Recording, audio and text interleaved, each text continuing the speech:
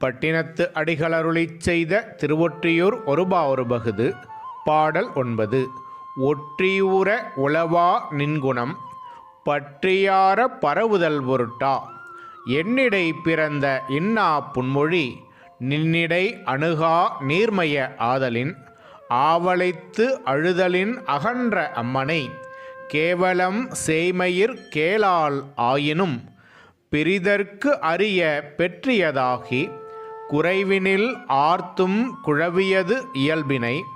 அறியாது எண்ணில் ஊழி பிறவியின்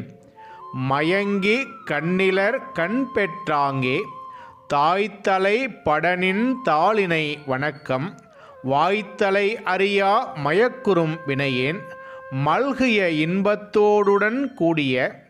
எல்லையில் அவாவினில் இயற்றியவாக கட்டிய நீயே அவிழ்க்கின் அல்லது எட்டனை ஆயினும் யான் அவிழ்க்கறியேன்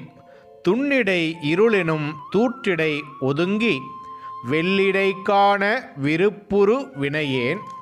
தந்தையும் தாயும் சாதியும் அறிவும் நம் சிந்தையும் திருவும் செல்கதி திறனும்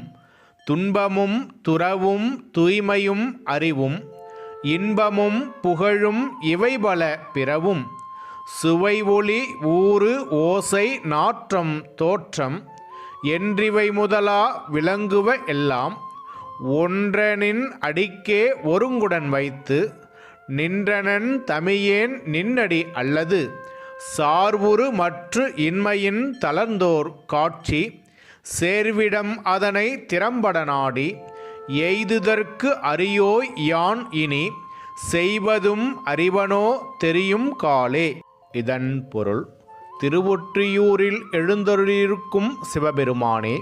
அழியாத உன் குணம் பற்றி நிரம்ப போற்றுதல் பொருட்டு என்னிடம் பிறந்த துன்பம் தரும் அற்பமொழி உன்னிடம் அணுகாத தன்மைய ஆதலின் வாய்விட்டு அழுதலின் அந்த விசாலமான இடத்திலிருந்து தாய் தூரத்திலிருந்து கேட்க மாட்டாள் என்றாலும் பிறிதற்கு இயலாத தன்மை உடையதாகிய குறைவாக அரற்றியும் குழந்தையினது இயல்பை அறியாது எண்ணில் ஊழிக்காலத்து பிறப்பைக் கண்டு மயங்கி கண்ணில்லாதவர் கண்ணை பெற்றதை போல தாய் முன்வர நின் பாதங்களை வணங்கும் வழிமுறை அறியாத மயக்கத்தை அடையும் வினையை உடையேன் நிறைந்த இன்பத்தோடு உடன் கூடிய எல்லையில்லாத ஆசையினால் ஏற்பட்ட கட்டினை நீயே அவிழ்த்தால் அல்லது எல்லளவு கூட யான் அவிழ்க்க அறியேன். இடையில் உள்ள இருண்ட சிறு செடிகளில் ஒதுங்கி வெளியிடம் காண விரும்புகின்ற வினையேன் தந்தையும் தாயும் சாதியும் அறிவும் நம் சிந்தையும் திருவும் புகலிடத்தில் திறனும் துன்பமும் துறவும் தூய்மையும் அறிவும் இன்பமும் புகழும் இவை போன்ற வேறு பிறவும் சுவை ஒளி ஊறு ஓசை நாற்றம் தோற்றம் என்று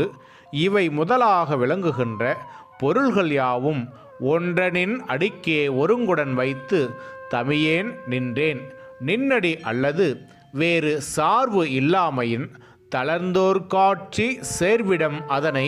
திறம்பட நாடி எய்ததற்கு அறியோய் யான் இனி செய்வது அறியேன் யோசித்து பார்த்து வேறு வழி தெரியவில்லை என்கின்றார்.